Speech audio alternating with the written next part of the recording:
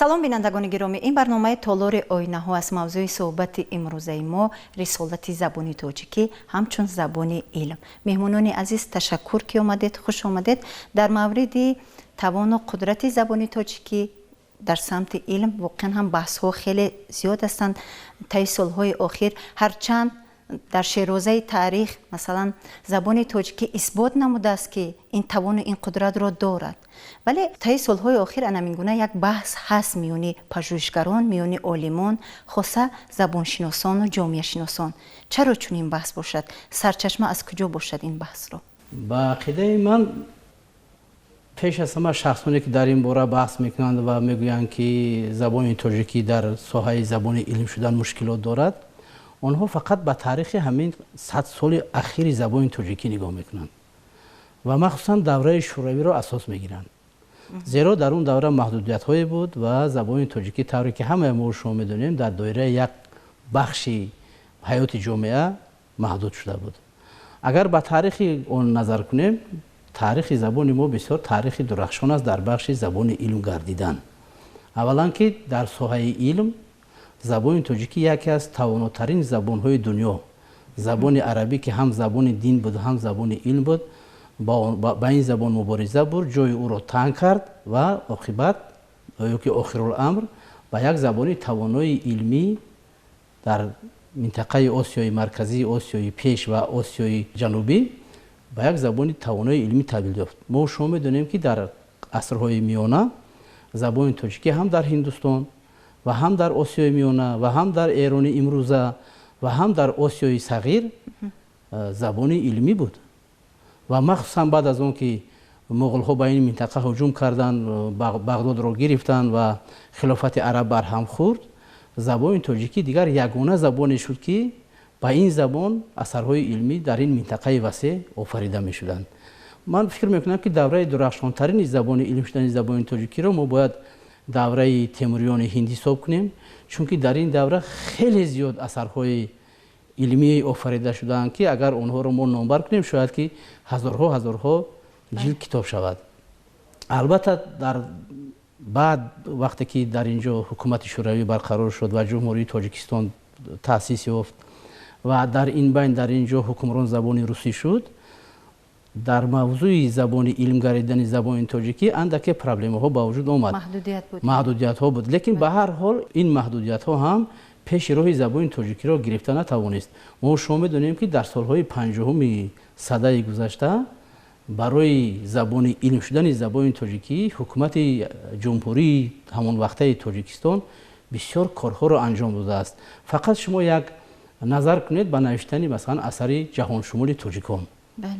یعنی در این دوره هم برای زبان تاجیکی، برای نشونمای آن کارهای زیادی انجام یافت، لیکن البته در محدوده یک دولت بزرگ ابرقدرتی که در این دولت ابرقدرت زبان رسمی، زبان علمی، زبان دولتی اگر اعلان هم نشده باشد زبان روسی بود. البته یک دیواره، یک محدوده برای زبان تاجیکی در این دوران بود، یعنی احساس هم میشد، ولی مقدمتر از استقلالت دولتی استقلالت زبانی رو به دست آوردیم. یعنی سال 1989 بود و تا این مدت یک مثلا یک فاصله هم سپری شده است، یک امکانیت هم بود، یک مرحله هم بود که زبان تاجیکی دوباره نمو کند، دوباره مثلا بازتاب خود را در مسئله های علم نشان داده باشد. ولی چرا مثلا انا همین مرحله تا هنوز مثلا گویم که همین بحث ها رو پیش آورده است؟ واقعا چون که گفتم مفهوم زبان علم در زبان مادری ما این مفهوم نو تازه وارد نیست. اهل تحقیق و دانشمندان خوب میدانند که زبان ما سابقه بیشتر از 1000 ساله علمی دارد. بله. و این زبانی است که با آن میتوان نازکترین مفهوم‌های علمی را نیز افاده کرد و اصلا زبان علم این نمایانگر سطح تفکری هر قوم است و توانایی هر زبان هم در بیان مطلب علمی ظاهر می شود. و از این خاطر زبان ما که یک سابقه بسیار طولانی علمی دارد و بسیار جای افتخار است که بزرگترین شخصیت‌های علمی ما چون ابو علی ابن سینا و ابو ریحان بیرونی در ما بنیادگذار زبان علمی تاجیکی شناخته شدند و ابن سینا با تالیف دانشنامه یا دانشنامه الهی که با نام دانشنامه الهی معروف است و ابو ریحان بیرونی با تالیف کتاب التفهیم به زبان علمی ما بنیاد قوی نهادند. البته این معنی اون ندارد که تا تالیف کتاب تفهیم و دانشنامه اثرهای علمی به زبان ما تالیف نشده است. برای تشکل زبان علم، برای پیشرفت زبان علم مهمتر از همه با وجود آوردن یک محیط سازگار است و سامانیان که بسیار یک سلسله بسیار نیکنام بودند، واقعا جای افتخار داریم ما از این سلسله. اینها چون یک شرایط، چون یک امکانات فراهم آوردن که زبان مادری ما نه تنها در شعر و ادب و اوج رسید بلکه در علم نیز و چنین پایه رسید. و ببینید که همین گونه امکانات، همین گونه یک شرایط خوب با ظهور و تجلی استعدادهای فراوان مساعدت کرد. اینه که یک دلیل‌های رد نشونده یعنی همین توان قدرت زبان تاجیکی در سمت علم در مرحله‌های گوناگون تاریخی ما داریم در دست. البته مقصد ما این است که غرض از یادکرد تاریخ این تنها افتخار ساده از تاریخ نیست. بله. مقصد ما آن است که ما گذشته پر افتخار خود به امروز و به فردا پیوند دهیم. یعنی ما زبان ما این زبانی است که یعنی اصالت علمی دارد و امروز پایه زبان علم گذاشته شده است و ما تنها باید در رواج این زبان، در تکمیل این زبان کوشش بخرجیم. اون سخنی که شما هم گفته در حقیقت اون سخنی که بعضیان میگویند که زبان ما مثلا مفهوم‌های دقیق علمی به زبان ما افاده کرده نمی‌شود، این بسیار سخنی عاجزانه است. زبان ما از روزگار نخست از ابتدا به این زبان نازکترین مفهوم‌های علمی چون که گفتیم افاده کرده می‌شود و مهم آن است که ما همقدم زبان باشیم و برای به پایه البته زبان ما در سطح علمی قرار دارد و برای به اوج علم رسیدن زبان ما کمر همت بند. یعنی به هر صورت پرابلم‌ها هستند. مشکلات در آن است که ما به زبان مادری نسبتاً کم توجه می‌کنیم. ما باید تالیفات خودمان به زبان مادری انجام دهیم. هر وقت که ما تفکری ما، اندیشه ما به زبان مادری باشد، ما به پایه زبان علم می‌رسیم. متاسفانه در روزگار شوروی و امروز هم بعضی نشان‌ها دیده می‌شود ما بیشتر در زمینه زبان روسی تفکری ما، اندیشه ما در زمینه زبان‌های دیگر است. از این خاطر وقتی که ما اصلا بعضی چیزا می‌نویسیم شاید در این هم باشد یک زبانی گویا مصنوعی به نظر می‌رسد و هرگاه که ما اندیشه ما کاملا اندیشه به زبان تفکری ما ملی باشد، ما در زمینه زبان مادری باید تفکر کردن آموزیم. یعنی ما باید هم گذشته خودمان، ادبیات گذشته خودمان بسیار خوب دانیم و مشکلات زبان علم یکی از مشکلاتی که ما امروز داریم مشکلات اصطلاحات است، کاربرد اصطلاحات است و مواد اولیه هر گونه زبان علم البته این اصطلاحات است و باید ما اون اصطلاحاتی که داریم، اصطلاحات ما اصطلاحات بسیار خوب داریم، اصطلاحات قدیم داریم و امروز ما باید اون اصطلاحات ما باید تنظیم کنیم. یعنی که در سمت کارهای علمی تکیه به زبان‌های مثلا بیگانه تا یک اندازه موقع و مرتبه زبان تاجیکی رو تنگ می‌کند. البته در اینجا یک موضوع دیگر رو به نظر گرفتن در کار. مثلا ما زبان ادبی داریم. خب ما زبان تاجیکی ما زبان دولتی است. در دوران استقلال برای رشد این زبان خیلی کارها انجام شده است. مانع‌ها برداشته شده است. راه وسیع است. بله، راه وسیع است. و مشخصات زبان معیار که زبان علم یک بخش زبان معیار است در چیست؟ پیش از همه ما باید به این سوال جواب دهیم. اگر زبان تاجیکی با معیارهای زبان ادبی جوابگو باشد، پس اون زبان علم هم هست. ما شما بدونیم که در زبان یک چند اسلوب وجود دارد. مثلا فرض کردیم اسلوب پوبلیسیستی که از پیدا شدن روزنامه‌ها خیلی رواج گرفت و مخصوصا استاد عینی در این باره مقاله‌های خیلی زیادی دارد. اگر کسی که میخواهد به این موضوع داخل کند ادبیات ابتدای عصر 20 رو آموزد، بیند چقدر مسئله‌های زبان پوبلیسیستی چقدر پیشرفته است. دیگر ما زبان کارگزاری داریم که کارگزاری ما امروز به کلی تاجیکی است، هرچند که در داخل آن کلمه‌های غیر خیلی زیاد میخورد، لیکن به هر حال زبان کارگزاری ما زبان تاجیکی است. دیگر ما زبان ادبی داریم، زبان ادبیات داریم که با اون مثلا تشبیه و مثلا استعاره و دیگر چه توبیچ‌های معنایی که بسیار رو میخورد در زبان ما وجود دارد و ادبیات هزار ساله ما با ادبیات امروزه ما پیوندی ناگسستنی دارد. و دیگر ما اسلوب علمی داریم که این اسلوب علمی البته اگر امروز خیلی ساده باشد لیکن وجود دارد. با برگشتن به اصل خود طوری که حضرت سلطان قید کردن در اینجا، ما برگشته ایستادیم به اصل خود، یعنی اون کلمه ها، اون اصطلاح ها، اون موضوع هایی که در دوران شوروی محکوم شده بودند، کلمه های جداگانه حفظ شده بودند، مثلا مثل شاهراه، مثل دانشجو، مثل دانشگاه. ببینید چقدر کلمه های زیبای تاجیکی که در دوران شوروی اونها به حفظ گرفتار بودند، اونها رو استفاده کردن ممکن نبود. امروز همه این کلمه ها باز جمع کلمه های دیگری ناشناخته که امروز بعضی محققان از ندانستن زبان ما شکایت میکنند، این همون کلمه هایی هستند که در دوره های پیشین وجود داشت. البته ما تمام اون کلمه ها رو قبول نداریم، مخصوصا کلمه های بسیار دشوار هم عربی که در زبان دوره عصرهای میانه ما وجود داشت، لیکن کلمه های اصیلی تاجیکی، کلمه های ریشگی تاجیکی، اصطلاح های خیلی زیاده که در زبان علمی ما میخورد، اونها از نو برگشته ایستادند، استفاده شده ایستادند. استاد پس چرا شما مسئله رو در کاربرد اصطلاحات و عباره ها میبینید؟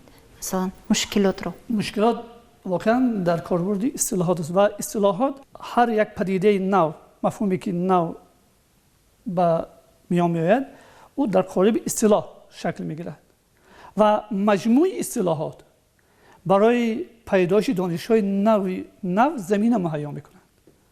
یعنی هر پدیده در صورت اصطلاح صورت میگیرد. برای همین ما دشواری ما در آن است که امروز اکثر اصطلاحاتی که امروز هستند اونها آفریده ذهن مردم ما نیستند. ما باید برای اصطلاح آفرینی، ما باید اصلا برای آفریدن مفهوم‌های نو کوشش کنیم و هرگاه که ما با مفهوم نو میرسیم به اصطلاح هم میرسیم. اگر به زبان ملی خود، به زبان مادری خود ما اندیشه راندیم و این جای واقعا جای افتخار است که ما بسیار گذشته بزرگ داشتیم و اون قوم هایی که گذشته بزرگ دارن اونها میتوانند آینده خوب هم داشته باشند. و ببینید که مثلا نظامی میگوید که شنیدستم که هر اختر جهانی است، جداگانه زمین و آسمان است. یعنی گذشتگان ما نه تنها درباره زمین اندیشه می‌راندند، اونها میدونستند که نه تنها میتواند این زمین باشه، بلکه امکان داره که در سیاره های دیگر هم، در ستاره های دیگر هم امکان حیات، امکان زمین و آسمان ها هست. ببینید که بسیار سخنی کاملا علمی است، بسیار سخنی بلند است. یا که مثلا ابن سینا که میگوید که یک موی ندانست ولی موی شکافت. موی شکافتن چی است؟ یعنی اون است که موی از چه ترکیب یافته است. یعنی گذشتگان ما میدانستند که همین موی از کدام اجزا، از کدام عنصرها باز ترکیب یافته است. یعنی ما قومی بودیم که گذشتگان ما قومی بودند که اونها در پیشرفت علم بشری سهم گذاشته بودند. حتی یک مثالی همین عاده که ما امروز مثلا همون کلمه یک هر گونه فرایندی مثلا در علم ریاضی مثلا مفهوم الگوریتم میدونیم که موجود است و این الگوریتم میدونیم که این از شکلی گونه تحریف شده نامی الخوارزمی است. یا مثلا علم معروف امروزه الگبرا از نام یک رساله خوارزمی است، مثلا الجبر است. یعنی ما اصطلاحات ما مثلا در سیاره ها امروز بعضی صورت های آسمانی هستند، مثلا با نام مثلا ما در گذشته داشتیم مثلا شاهین ترازو و این نام ها امروز هم باقی مانده است. مثلا در علم امروزه مثلا الترازیت میگویند یا که الشاهین، اینا کلمه های صاف تاجیکی هستند. یا که مثلا یعنی ما گذشتگان ما که در علم بسیار سهمگذار بودند و متاسفانه مشکلات ما در آن است که ما نه تنها در سطح در زمینه سازندگی و صناعت استعمالگر بودیم، بلکه ما حتی در سطح عقلانی ذهنی هم استعمالگر شدیم و بایستی که ما قومی استحصالگر باشیم، قومی تولیدگر باشیم و دانش ما، فهمش ما باید کوشش کنیم که در پیشرفت‌های امروزه بشری حصه‌گذار باشیم. گذشتگان ما که در علم حصه‌گذار بودند ما نیز میتوانیم که همچنین اگر امروز بسیار امکانات استقلالیت ملی واقعا روزگار بازجویی اصل و وصل ماست، بسیار امکانات خوب برای ما فراهم آورده است و ما باید با استفاده از همین یک شرایط مساعد باید جوانای ما کوشش بخرج کنند که هرچی بیشتر و بیشتر با آموختن علم کوشش کنند و علم روند و البته ما موفق خواهیم شد. جوانان گفتید مثلا به اضافه گفته های شما یک مسئله دیگر رو ما میبینیم که این به واسطه نه تنها میان پژوهشگران جوان عالمان مثلا محققان، این به واسطه خود یعنی این آموزش زبان تاجیکی و اصطلاحات صحوی در دانشگاه و دانشکده ها مؤسسه های تعلیمی که امروز واقعا هم باعث مثلا خود یعنی با مشکلات دچار شدن دانشجویان است. خودی نمیدونم ترجمه خودی حزم یعنی کلمه و عباره و اصطلاحات از جانب مثلا دانشجویان یا که طرز پیشنهادی آن از جانب خود آموزگاران گویم تا یک اندازه با یک پیچیدگی و با یک گره ها روبرو است. مثلا هرچند ادبیات هست پیشنهاد شده است اگر به طور کافی هم نباشد ولی خود یعنی حزم عباره و کلمه های علمی صحوی که مثلا موردی باید استفاده قرار گیرند تا یک اندازه مشکلی داره. مثلا نظر شما چگونه است؟ مسئله اصطلاحات یکی از مسئله های بسیار پیچیده ترینی هر یک زبان است. یعنی این مسئله یک مسئله بسیار پیچیده هست که چندین دوره ها و چندین مرحله ها رو در بر میگیرد. یک باره اصطلاح آفریدن این کاری دشوار است. زبان فقط اون کلمه ها و اون اصطلاح های را قبول میکند که اون به همه خود زبان موافق باشد، خوشایند باشد، با طلبات اسلوبی زبانی همون زبان موافق باشد. ما امروز بسیار مثال هایی داریم که مثلا کلمه ها ساختن، کلمه ها از بین رفتن. برای همین در موضوع اصطلاح شناسی ما در زبان تاجیکی محدوده تاجیکستان من البته در نظر دارم ما هنوز در قدم های اولین قرار داریم. ما حتی حالا به همین با نظام درآوردن اصطلاحات زبان تاجیکی شروع نکرده ایم. اصطلاحات چیست؟ اصطلاح کلمه هست که فقط در یک ساحه مخصوصی علم یا که مثلا صنعت یکی به استفاده می شود. اون در نوبت خود میتواند که در دیگر ساحه های زبان به شکل دیگر استفاده شود، کلمه عمومی باشد. یعنی این موضوع بسیار موضوع دامنه‌دار است و با این یک صحبت ما اون را به انجام رساندن نمیتوانیم، لیکن مسئله های مهم اصطلاحات همین جمع‌آوری، تحقیق با یک معیار معین درآوردن و آخران همگونسازی این اصطلاحات ساحه به ساحه است. بله. و در برابر اون که ما کلمه های زیادی برای اصطلاح شدن داریم، باز بسیار ساحه های علم وجود دارد که ما امروز برای آنها باید یا کلمه سازیم یا که در حدی از همه آخر یک کلمه بیگانه را بپذیریم. یعنی در این موضوع هنوز کارها خیلی زیادن و من فکر میکنم که مخصوصا کمیته زبان و اصطلاحات که امروز فعالیت کرده است و فعالیت اون هم خیلی مؤثر است، باید به این مسئله به طور دقیق مشغول شود و مخصوصا اون مسئله که شما در مکتب‌های عالی گفتید یا که در مؤسسه‌های تحصیلات عالی گفتید، ما با دومولا میرزا حسن سلطان چندین سال است که در کمیسیه های ختم اشتراک میکنیم. این پرابلم ها رو ما همه وقت در وقت حسابات نوشتن خود میگذاریم. یعنی باید مخصوصا اگر فرض کردیم که امروز فاکولته زبان و ادبیات دانشگاه ملی تاجیکستان اگر مثلا پیشتاز این مسئله باشد، چون که در آنجا گروهی حجت‌نگاری وجود دارد، در آنجا مسئله های اصطلاحات تدریس می شود، ما باید این گونه گروه ها و این گونه مسئله های آموزش اصطلاحات را در دیگر مؤسسه های تحصیلات عالی که به این مسئله مشغول هستند در آنها هم باید رونق دهیم. یعنی کاری علمی یا که کاری علمی شدن زبان تاجیکی را ما باید کاری همگانی کنیم. کاری تمام متخصصان مخصوصا اول بخش جامعه شناسی و من بعد بخش علمی دقیق و اونو و دیگر. به هر صورت اون مسئله هایی که در یک صحبت کوتاهی که داشتیم یادآور شدیم، این به واسطه یک حل خود یک راه خود را هم میخواهد که مثلا در این سند باید دست اندرکاران، کمیته و اداره های موظف باید یک واقعا هم کارهای نشانرس داشته باشند. پس پیشنهاد عالمانه شما مثلا چون از پژوهشگران پیشتاز زبان تاجیکی هستید چی است؟ چگونه مثلا چه پیشنهادات دارید؟ چگونه مثلا خودی پرابلم های وابسته به زبان علم شدن زبان تاجیکی رو میبینید و حل آن رو چگونه در میابید؟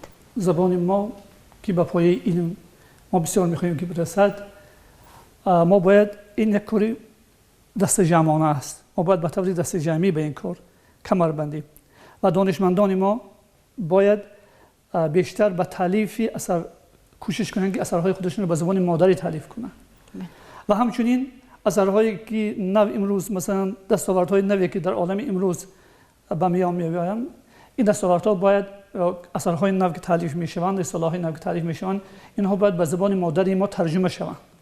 و ما باید از نوگانی‌های عالم امروز، از نوگانی‌های علم باید بی‌خبر نمانیم و هر چقدر زبان بیشتر ما به زبان مادری خود بیشتر تالیف کنیم، همین قدر زبان صیقل می‌خورد، همین قدر زبان برای افاده مفهوم‌ها هم تواناییش بیشتر می‌شود و همین قدر از محدوده بیرون می‌رود. ما همین قدر از همین ما می‌توانیم که از این محدوده بیرون براییم و به یک زبان خوب علم کامیاب شویم. بله استاد. البته این موضوع بسیار موضوع مبرم است. من فکر میکنم که پیشنهادهای مشخص در این باره باید از طرف محققان ترتیب داده شود. ما در کمیته زبان و اصطلاحات حالا مشغول تهیه همون دستورالعملی اصطلاح سازی هستیم که اون باید آماده شده باشد و منظوری متخصصان میگرد البته. و از طرف دیگر ما با بعضی مسئله های بسیار نازک زبانمون اونقدر توجه نمیکنیم. یعنی به این مسئله ما باید توجه کنیم. فرض کردیم امروز زبان تاجیکی زبان علم است. قانون جمهوری تاجیکستان درباره زبان دولتی هم همین رو میگوید. ولی برای زبان علم شدن مثلا چی کار باید کرد؟ ما شما میدونیم که فقط همین تأسیس دادن شوراهای حمایه رساله های علمی چقدر وقت رو گرفت، چقدر بحث ها شد و حالا هم در این موضوع بحث ها وجود دارد. مثلا امروز فرض کردیم که رساله های علمی به زبان تاجیکی یعنی به خط کریلی و به زبان انگلیسی و به زبان روسی چاپ می شوند. من فکر میکنم که ما باید برای اون که زبان خود را زبان علم سازیم، دانستن علم ما از دوران پیشین خیلی مهم است. متاسفانه امروز متخصصان ما در موضوع دانستن تاریخ زبان خود که قریب 1000 سال با الفبای عربی اساس تهیه شده است عذاب میکشند، تنقیسی میکشند.